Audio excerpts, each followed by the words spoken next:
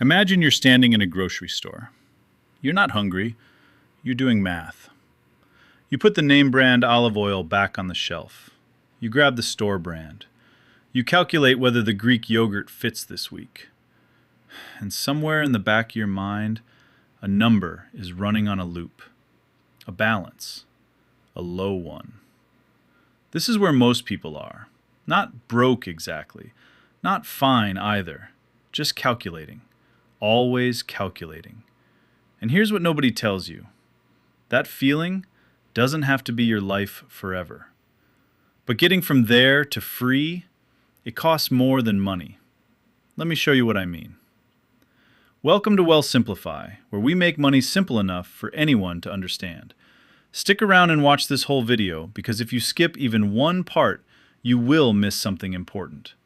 While you're here, consider subscribing and giving this video a like. It tells the YouTube algorithm that you're serious about improving your money, and YouTube will start showing you more relevant content like this video that actually helps you succeed. You found this video for a reason, so make it count. Today we're walking through 6 levels of wealth, from $1,200 in your bank account to $90 million, and the hidden cost of crossing each one. And we're following 2 people to get there. Level 1, $0. Meet Sarah and Marcus, 23 years old, student loan debt, entry-level jobs, and the shared belief that if they just worked hard enough, the money stuff would eventually sort itself out. It doesn't sort itself out. Sarah checks her balance at midnight, $1,247. She checks it again. Still $1,247. She has $29,000 in student loans, a credit card she keeps rotating, and a paycheck on Friday that's already been mentally spent 3 times.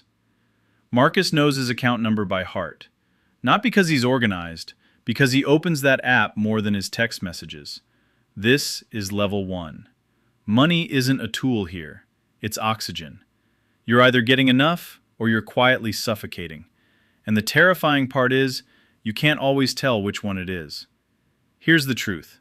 At this level, every financial decision gets filtered through anxiety and short-term relief. And emotional decisions compound in the wrong direction. Sarah gets a raise, feels rich for one afternoon. Then her car needs $800 in repairs. And she learns the first invisible rule. Expenses expand to fill whatever space you create for them. But then something small changes everything. She pays off a $1,100 credit card, screenshots the zero balance, sends it to nobody, because nobody would understand why it matters. But it does. Because for the first time, a number moved in the right direction because of a choice she made. That's the beginning. That's always the beginning. Level 2, the first $10,000. 2 years later, Marcus has $10,400 saved. He checks it every day for a week, not from anxiety, from disbelief. Nobody talks about this. The psychological weight of your first 5-figure savings account is completely disproportionate to the number itself. It changes how you see yourself. He starts reading, not self-help, actual books about how money moves. Opens a brokerage account, stares at it for 3 weeks, then puts in $1,800. The market dips the next day. He almost pulls it out. He doesn't. And right there, that moment of not flinching is one of the most important financial decisions he'll ever make. Because the difference between people who build wealth and people who don't usually isn't income. It's behavior under pressure. Level 3, the competence plateau. Sarah is 29. She makes $67,000 a year, has $42,000 saved, maxing her 401k, emergency fund in place, doing everything right. One night she opens a spreadsheet and runs the numbers all the way out. 40 years of disciplined saving at her current income. She stares at the number at the end. It's fine. It's enough. But it's not what she wants. This is the competence plateau. You're good at surviving. You've graduated from panic, but you haven't crossed into building. The second invisible rule. A salary is a ceiling dressed up as a floor. The moment you see that clearly, You cannot unsee it. So Sarah starts a side project. Doesn't call it a business, it's just a thing she does on weekends. It makes $300 a month, then $800, then $1,600. She reinvests everything, eats the same lunches, doesn't upgrade anything. 14 months later, her net worth is at $90,000 and climbing. She can feel the gap, the growing distance between where she is now and where a salary alone would have ever taken her. That gap is where the leverage lives.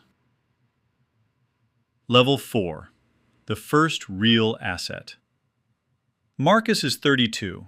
Net worth just crossed $160,000. He has a rental property, a brokerage account, a small business generating $5,800 a month. He still drives the same car. He doesn't talk about any of this. Here's why. And most wealth content skips this. Talking about money at this level makes people strange. Either envious or dismissive. Neither is useful. He starts saying no to things he used to automatically say yes to.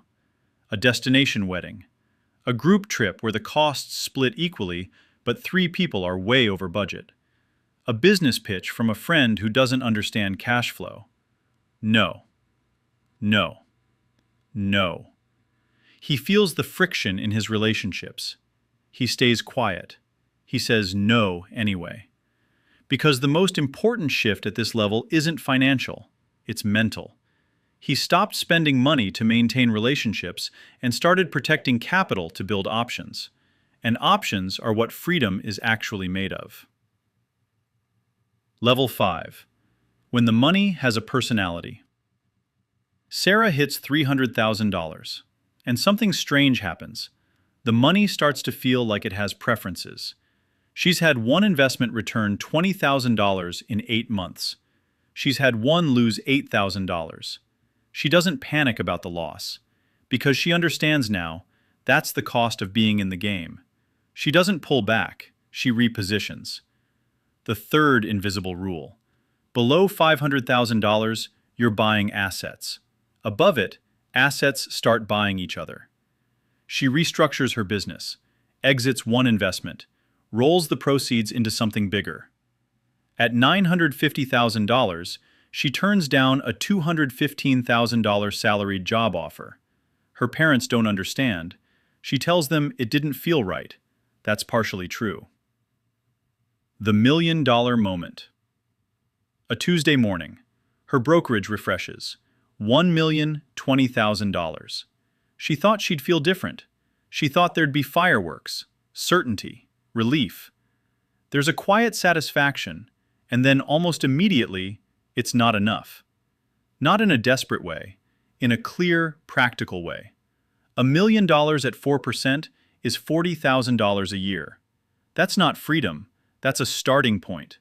The milestone wasn't the destination, it was the proof of concept. She stops attending the networking events and startup meetups. Not with contempt, she just doesn't need them. She's operating in a different conversation now, one that happens in smaller rooms, with fewer people, and no name badges. The levels most people never see. Marcus crosses $2 million. For the first time in his adult life, money stops being a source of anxiety entirely. He doesn't think about his checking balance anymore. He thinks about allocation. Where is the capital positioned? What is its return profile? What is he not seeing? The fourth invisible rule. Wealth is not what you accumulate. It's what you no longer have to do. At $5 million, both of them stop working for money and start moving it. The distinction sounds small. It is enormous. At $30 million, the isolation isn't loneliness. It's a different problem. The conversations Marcus wants to have simply don't translate to most people he grew up with. Not because he looks down on them, because the context has become untranslatable. He gives more than he ever has, not for reputation, because at this level, money has stopped measuring anything meaningful about who he is. And giving is one of the few remaining decisions that still feels like a decision. The sixth invisible rule. Above $50 million, money stops measuring your worth. It starts measuring your reach. Somewhere right now, someone is standing in a grocery store at 11 p.m. running the math. They think this is a story about money. They think if they just make more of it, something will finally resolve. But here's what they don't know yet. Every level of wealth comes with a hidden cost. Not in dollars, in distance. The gap between who you are when you start and who you have to become to keep going. So the real question isn't just how do I build wealth? It's what am I willing to become to get there? The earlier you answer that honestly, the better every decision you'll ever make. Start with the grocery store. Start with the $1,200 balance. Start with the one decision that makes a number move in the right direction. Because that's always how it begins, and it always will be. If this video gave you something to think about, give a like to this and share it with someone doing the same math you are. It genuinely helps this channel grow and reach more people like you. And drop a comment. Which level are you at right now? No judgment. Just tell me where you are, and let's figure out what comes next. I will see you in the next one.